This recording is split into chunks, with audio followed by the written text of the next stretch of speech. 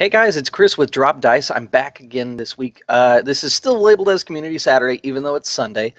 Essentially, I meant to do this last night, but unfortunately, we did a hangout afterward. I was a little distracted, and by the time I got off the computer, it was like 2 a.m. So I figured I'd just do it whenever I was done with sleep and everything.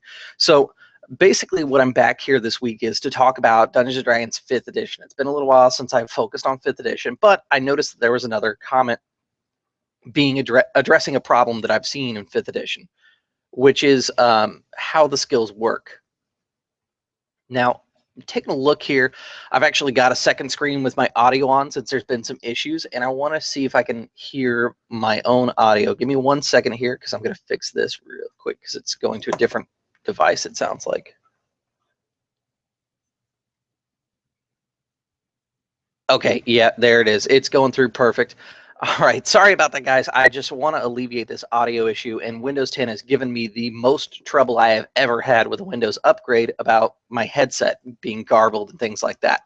So basically what people are talking about is there was a question about skills and how they don't really make a whole lot of difference in 5th edition. If you guys check out how 5th edition does it, essentially you add your proficiency bonus to your normal skill check if you're proficient in it. Now, when you start off, your proficiency bonus is only a 2, and then it goes up from there, but it is a pretty limited bonus, and it kind of brings up the problem that I've seen here, is that there are two different problems with the skill system. First off, a lot of people don't think that you get enough out of it. So if you are skilled in something, you just aren't rolling enough of a difference to be able to make it matter. The second thing that people have made mention to that they don't like is that you don't get enough skills. And both of those things we can kind of address here. So the first one, let's talk about how you don't get enough skills, because that's kind of one of the major things that I hear pretty often is people who are used to 5th edition, Pathfinder, and things like that, they just don't get as many skills as they were expecting. This is kind of alleviated by backgrounds, but if you want a game where your characters have more skills available to them, what I would recommend is starting with adding one skill. Call it a character choice skill or a life path skill or something like that. Essentially give them one more proficiency based upon whatever they have in mind for their character. So no matter what background they choose or what class they choose, let's say, you know, their character wants deception, and he went with a criminal background, and he is a cleric, but he wants deception as part of his list. Let him take it as a character preference skill or something like that. Just one freebie skill. The other thing that you can do is if that works out and you like that, you can actually do more skills and stuff like that. Because I have noticed that usually when I play Pathfinder or in the past when I've played 3.5, is my skills end up spread out a little bit more, and I have a little bit more that I can do. In 5th edition, they're very focused, which is an okay thing, but I feel like sometimes you are a little too focused in your skills, because a lot of times, like especially making paladins, I find this to be a problem. I'll look at my skill list and I'm like, oh, I need these 5 skills, but I can only choose 4, and I picked this background because it gives me 2 of the 5 that I'm looking at, and I get 2 more for my class, and then it's just a big mess. The other option, of course, you have is like multi-classing or taking the feat. Or you can do retraining, which retraining is fine. I think that that's a good way to do it if your GM is going to allow you to retrain. That's a whole different category of issues, in my opinion. But if you don't want to do retraining in your game and you don't want to slow down the story by doing so, maybe adding an additional skill for players would be a good fix. So the other thing that I wanted to talk about is how they get added mechanically to your totals. Like I mentioned, is you add your proficiency bonus. Now, if you have expertise, you get your proficiency bonus twice. So, excuse me, for example, let's say I have athletics with a character that I'm proficient in, and he's 5th level, so I get to add 3 plus my strength, which I'm going to say is a 2, so that's a total of 5. And then let's say I get expertise on my athletics. I turn around and get to add that 3 again. So 3 plus 3 plus 2 is now an athletics of 8. Sounds pretty good. But here's the problem that a lot of people have is that the plus 2 plus 3 all the way up, it's not a whole lot of difference comparatively than someone who is not skilled, which can be both a positive and negative thing. It just means that your character is not as good at doing rolls as you used to be able to do in like Pathfinder in 5th edition. Now, Pathfinder in 5th edition, or sorry, Pathfinder in 3rd edition, not Pathfinder 5th, Pathfinder in 3rd, definitely had problems. Like one of my problems was you'd have somebody who was a rogue and they would only take like 8 skills, and they would rank up those same 8 skills every single time they leveled. And then they had skill focus, they had all these other things, they had synergy bonuses, blah blah blah. And then eventually it became, oh, I get 30 plus whatever my dice rolls, and the highest DC for a lock for me to open in the game is 35, and that's a mithril masterwork lock. Are you kidding me? Like, it was ridiculous.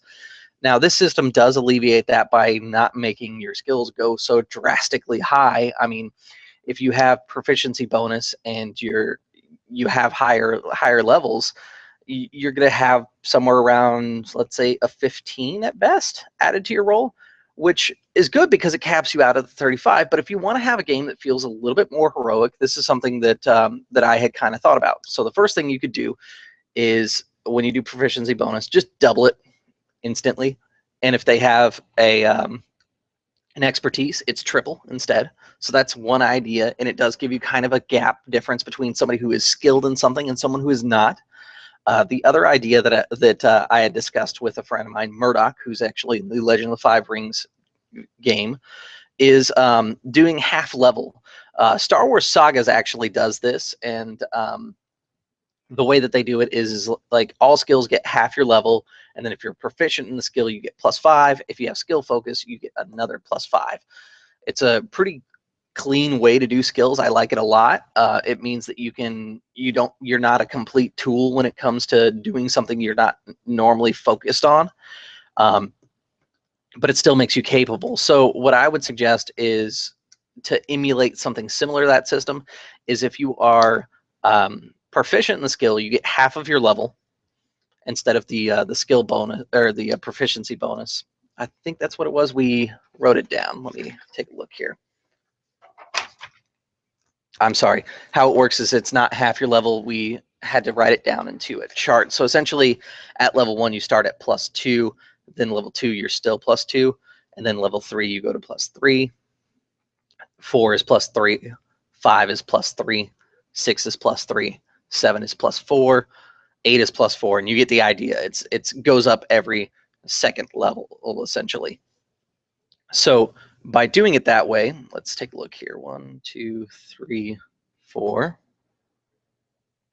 5 would go to +4. 7 is +5. 9 is +6. Sorry, I lost my chart, so I'm drawing it up real quick here. +7. 13 would be +8. 15 is +9. 17 is +10. And 19 would be the highest you get it, which would be +11 if you did it that way, which is far superior than the proficiency bonus for level 20, which, let me pull that up here because that is not on my screen. I accidentally closed out my PDF window.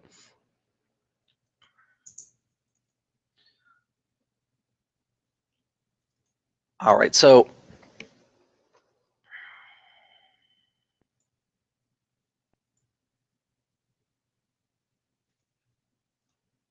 here we go. So your proficiency bonus at level 20, if you were to do it standardly by the book, is +6. If you do it the way that I'm suggesting, basically, again, every other level, you get up to a +11 by the time you're done. So it's basically double the scale. Let's talk about that level 5 character that I mentioned earlier. He has the 2 to strength. He has 3 to his proficiency bonus, and then another 3 for expertise. We'll come back to expertise in a second. But let's say he's just proficient. So that would be a total of 5. If he's level 5 using the new system that I suggest, it's actually a 4. So he's actually got a 6. It doesn't sound like a whole lot of difference, but as the progression goes through, it will make a difference. Just the same as if he was to go through levels 1 through 20. However, this is a little bit more of a system to show that you're getting better and better as time goes on. Now, expertise, the way that I would do it, is a increment of success. If you look at the D20 system, is always an increment of 5. So maybe proficiency should just give you a +5 flat, meaning that if nothing else, you're getting an increment of success for being an expert at it. So let's say it's 2 plus that level 5 ability, so 4 plus 5 for being, having expertise in it. So now instead of having an 8 total, he actually has 6, 11 total. 11 really is drastically different. Even at the lower levels, that's kind of a huge difference, and it does allow you to really shine. Now, one of the suggestions I saw in the comments is something I didn't think about. I actually kind of like it a lot, is to further enforce the way that skills shine for a character, is to create skills that are not so good for a character. Essentially, like maybe during the skill process, they have to pick 2 skills out of the list that they are deficient in, let's say. And deficient skills, what ends up happening is you only get half of your bonuses too. So let's say my athletics character chooses to be deficient in deception. He's not very good at lying. So his charisma bonus of, let's say, 1 is now in half, rounded down. So actually his charisma bonus is 0. And so when he does deception checks, he's got a 0 because he's deficient in that skill. It doesn't sound like much when it's a 1, but let's say he has a 4 in that. It's a strength skill. It's something that, like, let's say he's leveled up and he's increased his strength along the ways, and he's now got a 4 strength. And the one thing that I didn't do was swim, let's say, or not swim. Swim's not in 5th edition. Excuse me. Let me pull up the character sheet real quick here.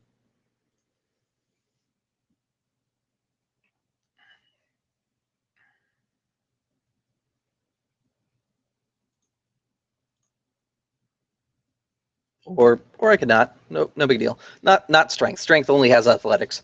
Let's say his dexterity is a 4, and he's got acrobatics as one of his deficient things. He's strong, but he's not very agile. So acrobatics, instead of being a +4 to it, which is okay, not phenomenal, but okay, it's now a +2, which drastically decreases his odds of being able to get hit one of those increments of success, because remember, those are at every 5 points. Usually there are occasions where it's like every 2 or 3 or something. You'll see like a DC in an adventure that says 15, 17, 20 or something like that. But having the ability to jump an increment of success of 5 there, that's 5% per number. That's 25% chance of more of success essentially that you're doing. I think that that's probably my favorite way to do it if you want to have players that have kind of epic skills, is how I'm going to phrase it. So for the epic skill chart, you're going to start at level 1, and that's going to be a +2. Level 2 is +2, level 3 is +3, and it's going to keep going like that, where it's 2 times, and then it increases 2 times, increases 2 times to go down that chart. If you guys want to implement that inside your games, let me know how it goes. That'd be great. The guy that talked to me about that was Murdoch originally, and we decided to play Legend of the Five Rings. So I haven't actually even had a chance to play test this, but it does sound very sound in paper. I don't know how it would work for 5th edition since I haven't tried it yet.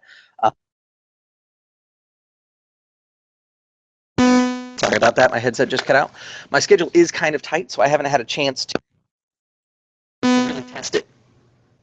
I just heard my headset chirp, so I will repeat that real quick here. This thing is being a bother since Windows 10, but I haven't had a chance to test it since we switched over to Legend of the Five Rings. My schedule being kind of tight, I can usually only fit in 1 game and maybe once in a while one-shots. And now that I'm working, my Providence work is actually taking a hit. So kind of bear with me if you're really excited about that. I'm going to put out more material. It's just going to be a little slower now. Thanks for all the support.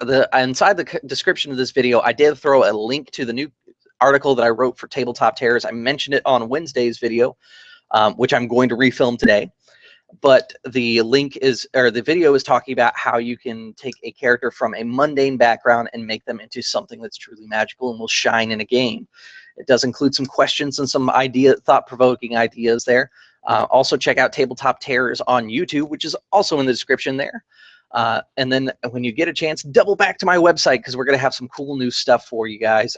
There was some new articles for Legend of the Five Rings that were written, letters home and things like that. But I did a one-shot yesterday, so make sure you check out that too. But those guys, I talked to them, and it sounds like some of them are interested in adding letters. So if you do like what you saw there and you want to see maybe some more from them, check out the website. We should have some letters coming in fairly soon from those guys. All right, thanks for tuning in, guys. As always, feel free to like, share, comment, subscribe, and drag your friends in kicking and screaming. Thank you guys for tuning in, and I will see you at the gaming table.